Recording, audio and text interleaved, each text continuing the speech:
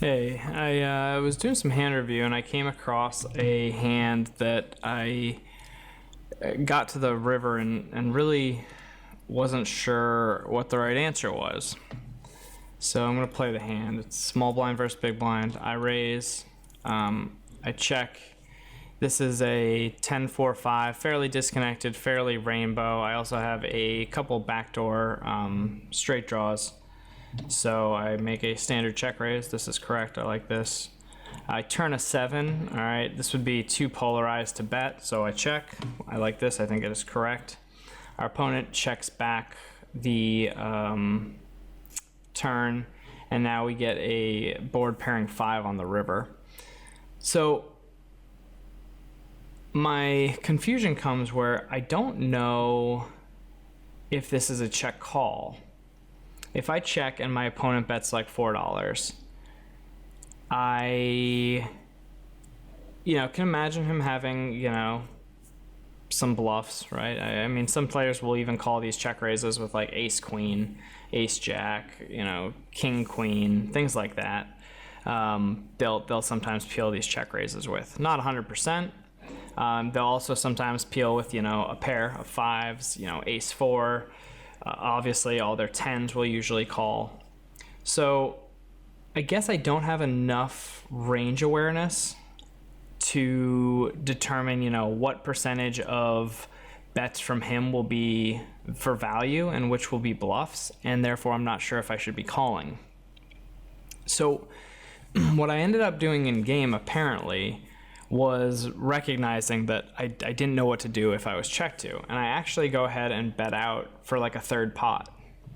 Now, this, I understand why I'm doing it, and it might sort of seem okay at first. The problem is for a block bet to be good, it has to be able to get called by worse. And really, I mean, like ace 4 is the only hand that could even potentially call, or like a pair of 6s. So we're looking at, somewhere in the ballpark of 3 to 6, excuse me, 3 to 9 combos of, hole cards in a very, very massive range, which, equates to a very small percentage.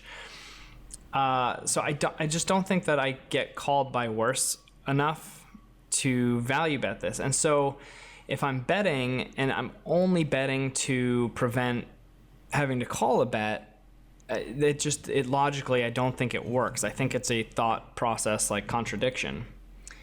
So I'm wondering what the answer is. I don't know how to sort of reconcile this.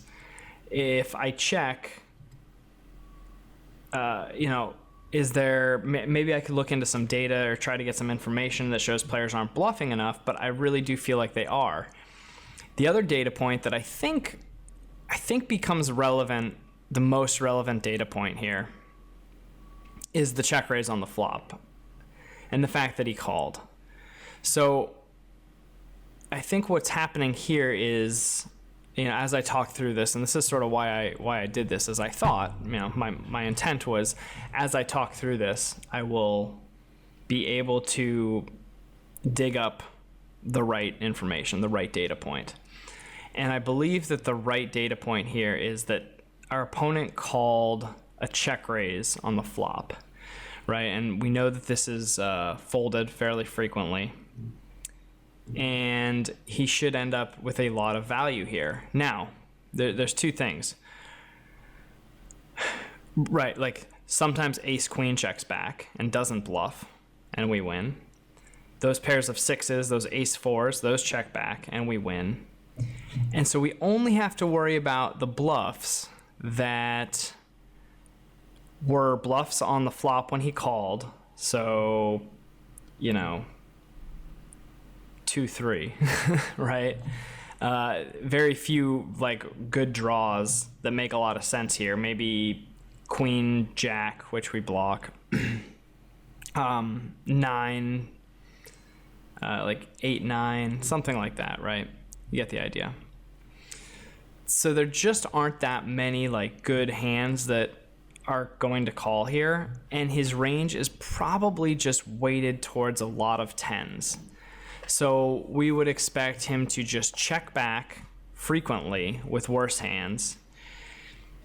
Maybe bluff, but he's just not going to... Maybe this is assumptive. This sounds assumptive, but after a check, I don't think it is. I think it could be, but it's based on the fact that he called a check raise, which isn't being assumptive. That's actual no kidding data. He called a check raise on the flop. He has more value in his range because of that. He didn't bet on the turn. So if he called, the flop with a bluff, or a float, then he would stab the turn. He didn't do that. Again, I think, and again, this may be assumptive, but I think that also probably leans him towards having a made hand that wants showdown. So I think that, and I'm saying I think a lot because I'm not confident in this situation, but based on the fact that he called a check raise, the fact that he is checking back the turn where somebody who's calling or, essentially floating to stab and take it away later would bet the turn most of the time. Again, anytime I see usually, it's frequencies. You can kind of envision, hands falling out over each street. So the number of, ace queen floats that he ends up with on the river is less than what he could have potentially started with on the flop, because some of those will bet the turn. So those ones that bet the turn, are no longer in his range as often on the river, right? Because some of them would have bet. Hopefully that's making sense. I can kind of visualize it in my head very well, but it's hard for me to put that image in your head. So, after talking through this for 7 minutes, I think that the answer here is that this is a check fold. And it is a check fold based on the data that I explained.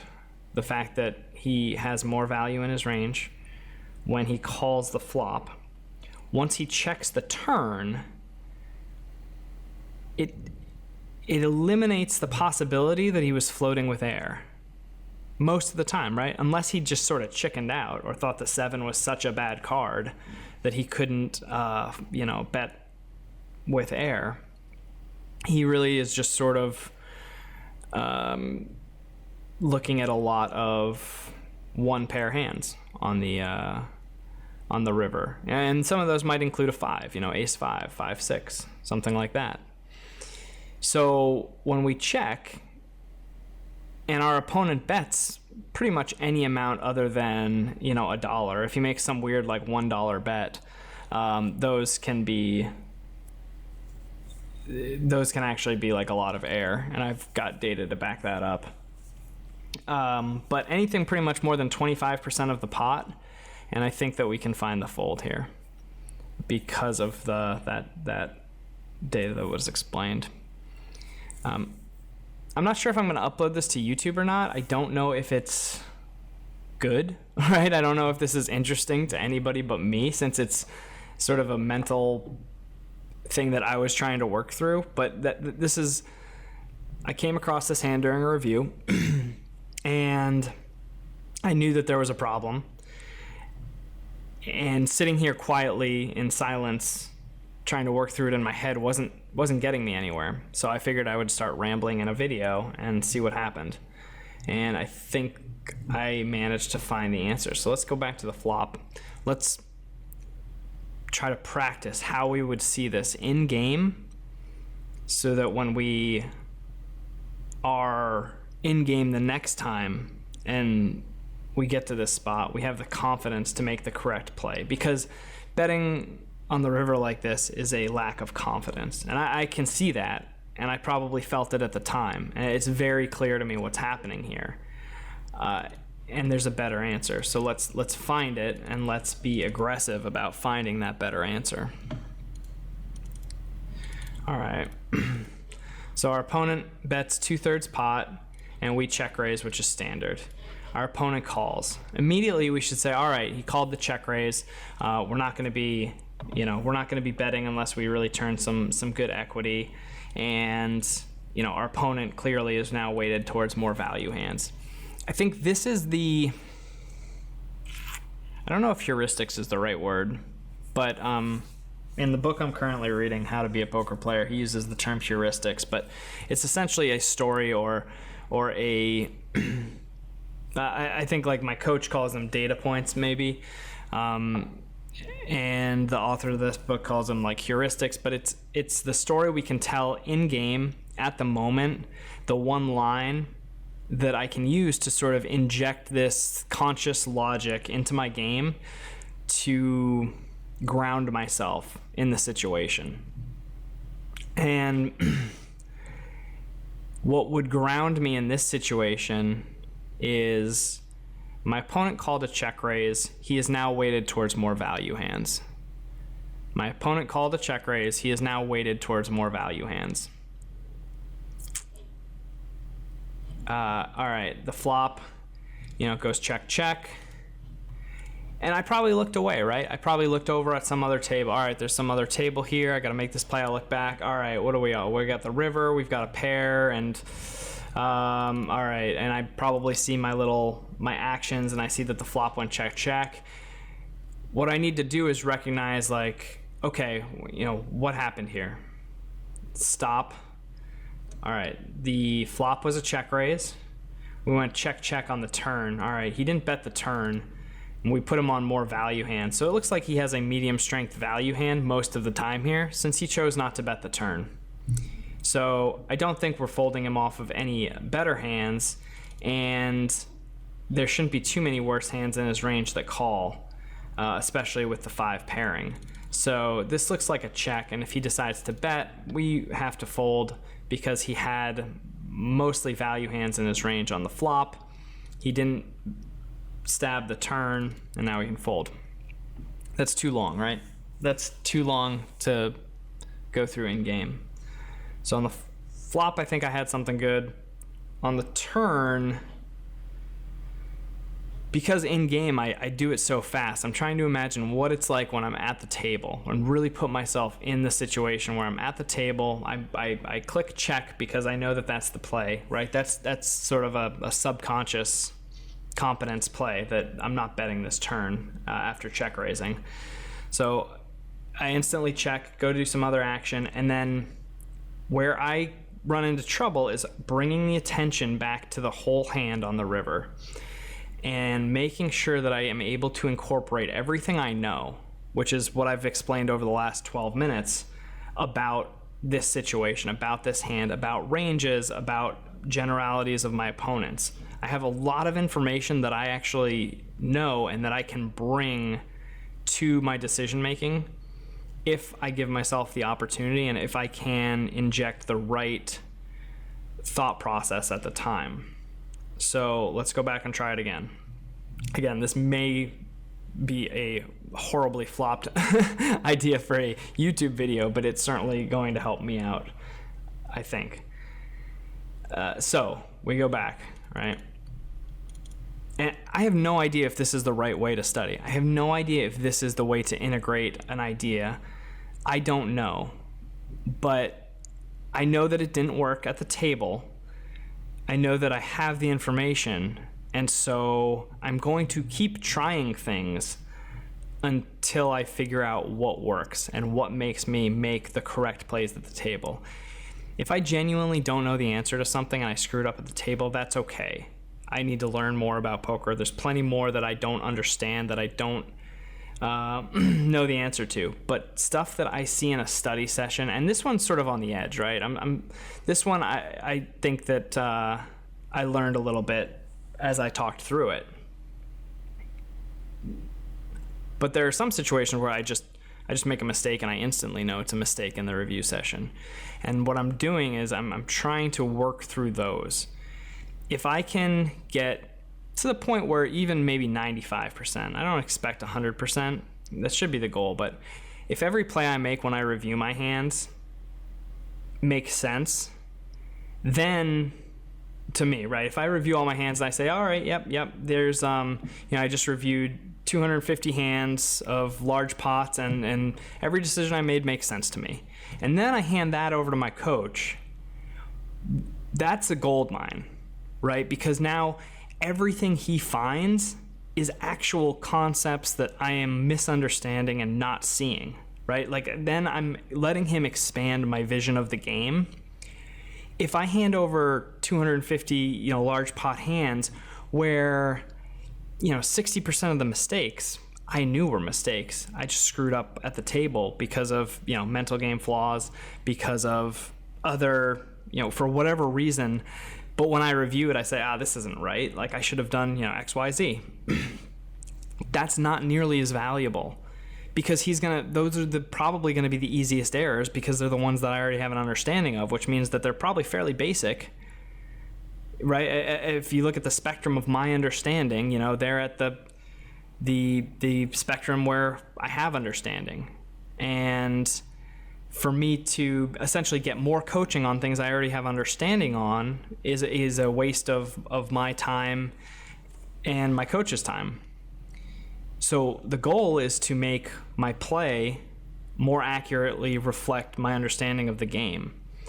And that's what I think my biggest hurdle to get over right now, in this moment of my poker, career, that is my biggest hurdle.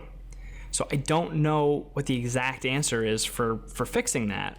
And so you'll probably see some experimentation with this type of stuff over the next few weeks as I try to work through this. And I try to have the actual poker that I play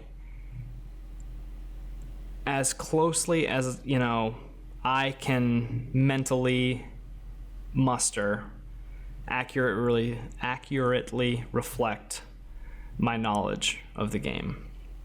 So anyway, I think that all makes sense. I think it's incredibly important, and it maybe should be all I focus on until I'm much happier, and until I get to the point where I can click through, 100 hands a day of review that, maybe I only have one or two questions or one or two spots that I think I misplayed.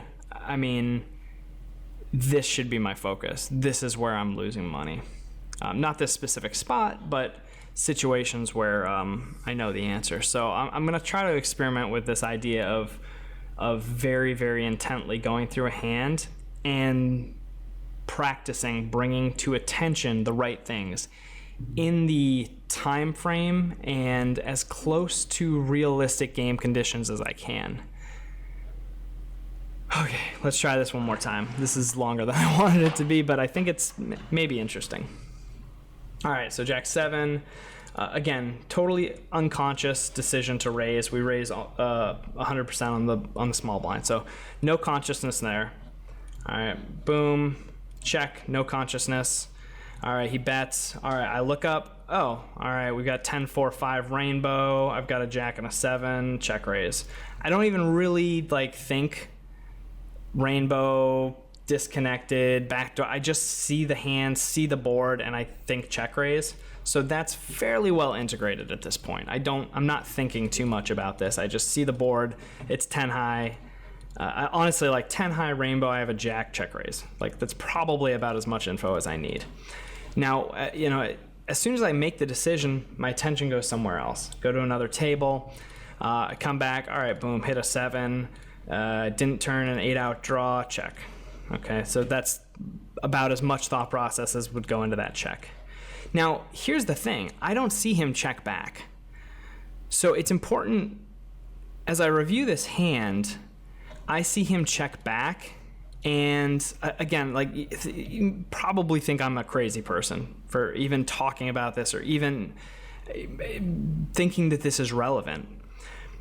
But if you analyze the check back right now, if you say, okay, he checks back, and then you start saying, all right, now, once he checks back, XYZ, right? And we know what I'm going to say. Once he checks back, his range is more heavily weighted towards made hands. Once he checks back, his hand is more heavily weighted towards made hands because his floats would stab. All right? If an opponent was floating the check raise, he would stab this turn with all of his air. So his hand is weighted to. However, that's not how it works in game.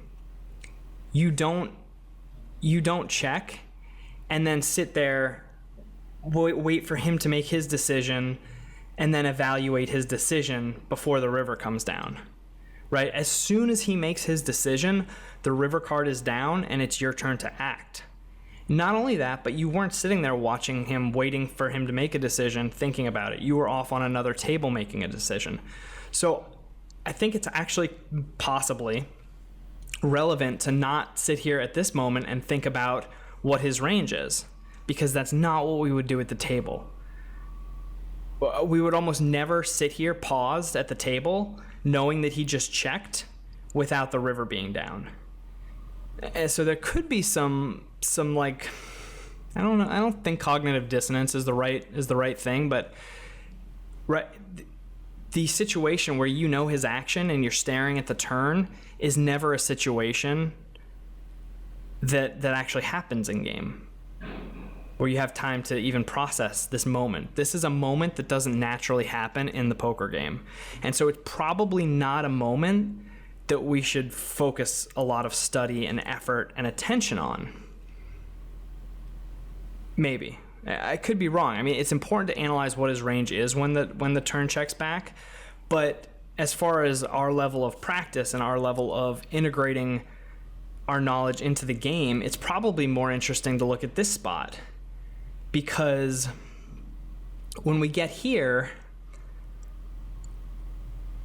my first reaction should be, all right, river 5, board okay, so I see the river come down, my time bank's ticking, and I come back and I see this. Okay, all right, what happened here? And I have, like I said, I have these indicators that show me, they sit right about here if you've seen my videos, that show me the action. So my first reaction should be like, okay, what happened? Okay, flop check through. What was the, turn check through. Okay, what was this on the flop? Okay, all right, I check raised the flop. Okay, so I check raised the flop, he called, and then the turn check through. Huh, all right, so he called my check raise, but then checked through the turn. So it seems unlikely that he would have a lot of bluffs. If he was going to bluff, he would bluff the turn. So if we don't expect him to be bluffing all that often on the river, since he didn't bluff the turn, then we can probably check fold this river, because he mostly just has value hands, and he'll check back very frequently with value hands that he has. Does that feel natural? Does that feel close? It's not quite there, right? It doesn't quite feel like it should. All right, turn. Okay, 7, check, off to another table. All right, what happened? Okay, we've got pair. Looks like turn check through after we check raise the flop. We check raise the flop, that puts a lot more value in his range, and then he checks back the turn, which means that he probably doesn't have a lot of bluffs or floats. I think he doesn't have a lot of floats is a good sentence. Right? Okay, he calls our check raise on the flop and then checks through the turn, so he probably doesn't have a lot of floats. Meaning we can probably check fold this river because he's so heavily weighted towards value, and he will not be value betting worse. There it is. There it is. That's pretty smooth. This is a good rehearsal, I think. This is I think a thing that is worthwhile doing. I can't prove it yet, but it feels important. If I can't come up with a rehearsed, maybe heuristics is the right word here, but if I can't come up with a rehearsed story for what's happening in a review session accurately and concisely and clearly, how can I be expected to do it at the table? I should be able to click through these actions quickly, have a stream of consciousness that accurately reflects what's happening at the table and allows me to get to the most accurate decision. Let me just go over that river part again. Oops, that was the first time I showed you that he called. It is such a small hand, right? This is just a little hand that kind of came up during a review. I don't even think it's like a huge EV disaster or anything regardless of what happens here. But anyway.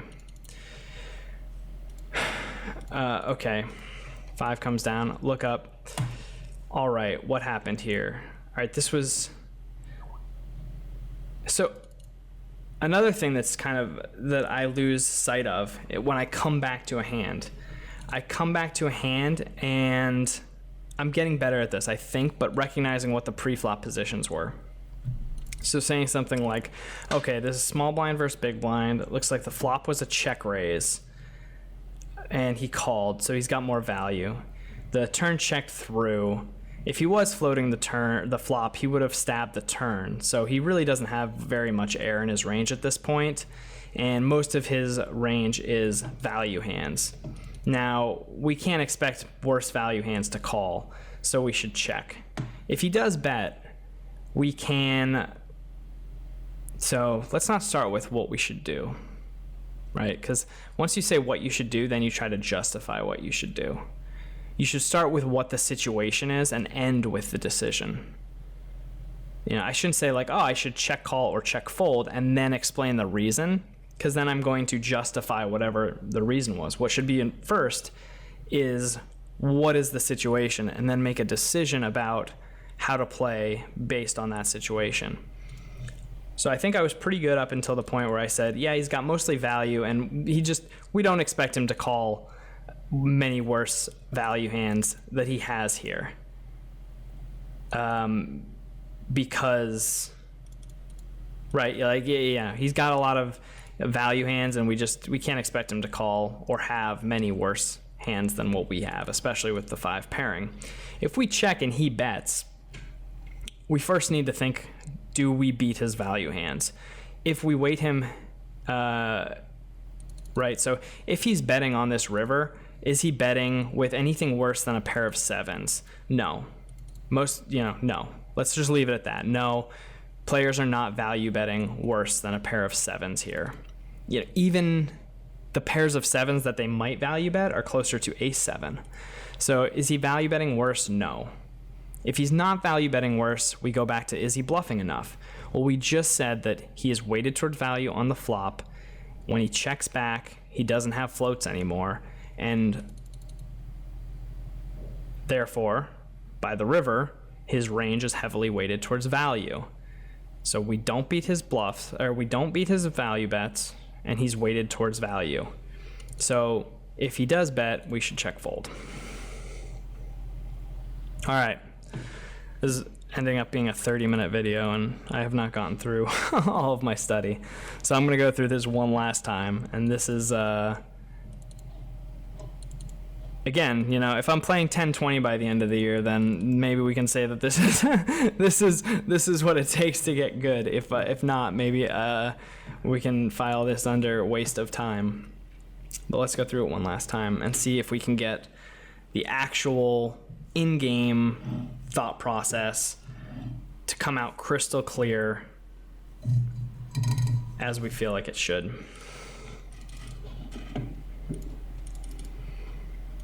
Again, no real thought process here. Raise, okay, broad, yeah. So looks like good check raise.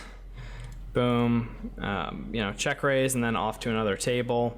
Okay, what happened here on the turn? Looks like, all right, small blind versus big blind. I check raise, he called, so he's got a lot of value.